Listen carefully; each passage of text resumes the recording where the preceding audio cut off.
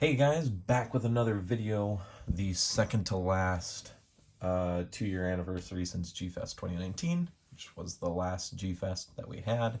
It's G-Fest week. I am currently super exhausted. I have moved to overnights and I start that very soon. Haven't been getting a lot of good sleep because I'm changing my schedule, so that's why I've been quiet. But the reviews must come on, and we've got 2 left. This is G-Fest week. Alright, so today we have the Marmit Burning Godzilla. It's called the Screaming Burning Godzilla or the Howler Burning Godzilla. It's got a lot of different names. It really depends on what your translation is. I know most people call these the Howlers, but I think someone actually did a literal translation. It was more like Screaming or just open mouth version. So I don't know much about the line itself. I'm just a big Burning Godzilla fan, and when I first saw these, I was tempted to buy it, and then I never did. And then at G-Fest 2019, I had to, because they were selling out everywhere, and they were starting to get expensive. Now, I think these guys' aftermarket prices are pretty spendy, if I remember correctly. These were released late 2018 or early 2019. But they're great. Let's just bring him in. I will say he's a little glossy, so he's going to kind of shine on the camera. Can we just look at the fire effects, how they look on the camera? Like, they're not quite this vibrant. It's just boosted by the selfie light and the fact that I'm using the black background now. Tell me guys how you like that, if you prefer the white background to the black. I think I like the black just a little bit more, but we will see. So, the figure's really nicely detailed. The face looks nice. It's painted well. I love the gold spines. It's so different. You know, we've got the yellowy orange, almost like a reddish pink along the edges. Of course, on the camera, it's making it look like how it should be, where it's more of a darker, deep orange. But in hand, it's a lot lighter. That's kind of the nice thing about this, as I was saying, this figure on film and like with light on it, it looks like he's actually glowing. But whoever decided to use the gold paint on the spines, it's perfect. It's perfect. It's got a little chunk tail there. You know, this is a Sofubi, so it's obviously stylized. The design's not 100% accurate, but honestly, there's something about this 95 that just looks so good.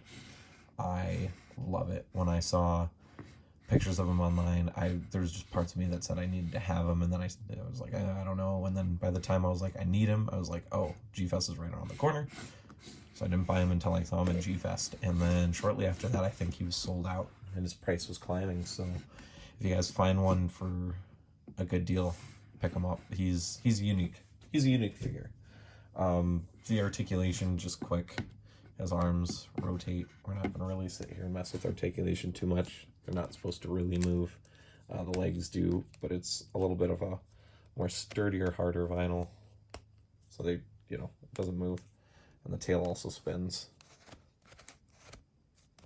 That's kind of more just for adjustment. On the shelf down here, it looks like the actual mold for Marmit was released in 2010. I didn't know that. As I said, I don't know a lot about Sofubi. I'm still getting there, so... but yeah, Godzilla Burning version, so 1995, and then 2010. So yeah, so this mold must be from 2010, or at least most of it. And then, obviously, this was 2018, I think, was the release. So, we'll do some scalings quick, just so you guys can see how big he is. First, we're going to take another figure from G-Fest. The GMK Baragon. So he's pretty much like a standard figure, a standard 8-inch Bandai figure. Here he is compared to a figure probably a lot of people have now, the Monster Arts 2021. So he's bigger than your 6-inch scale figure. And last but not least, we are going to be pretty much the preview for the next review, the last review in the 2019 G-Fest anniversary reviews, is the M154. original release. He's actually shorter than him, so there you are. So yeah, this figure is super nice. Like I said earlier, recommend picking him up. I think for some reason my head says $80, but I'm pretty sure he was 120 at the convention. I think he retailed at 80, but pretty much he sold out and then he came back and people were starting to mark him up a little bit because he was getting really hard to get. So I didn't check how much the aftermarket prices are, but if you guys can get him for like $100, I would say definitely do it. If you get him for 200, maybe do that too. He's a super unique figure. He's definitely one of my favorite one-offs in my collection. So we're gonna give him a 9 out of 10. Honestly, he's really nice. The paint on him's nice. He just looks great. So hopefully you guys enjoyed this quick video.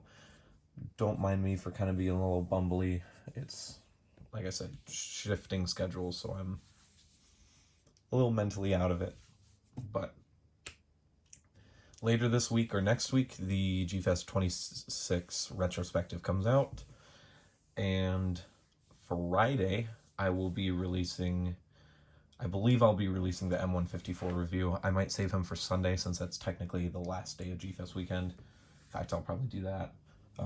I'm supposed to be getting a Monster Arts Batra and Mothra Larva here, and I ordered one online, so maybe they'll come out on Friday, and then M1 Godzilla will come out on Sunday. So stick around for those. Stick around for the retrospective documentary.